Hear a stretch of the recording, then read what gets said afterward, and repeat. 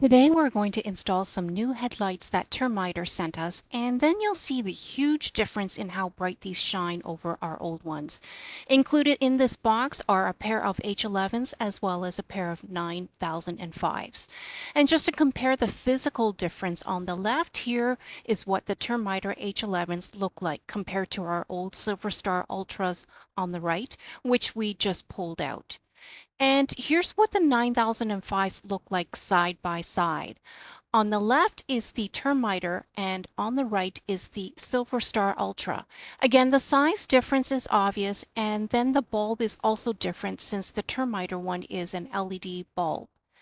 To install the Termiter bulb, we first want to pull the old bulb out. It's actually just like unplugging something from a wall socket or power bar. Then you plug the new Termiter bulb in.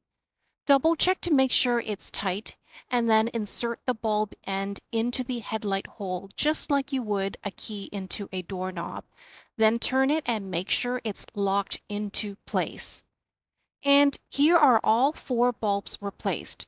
On the left, we have the old bulbs, and on the right, we have the new Termiter bulbs that shine much whiter and much brighter.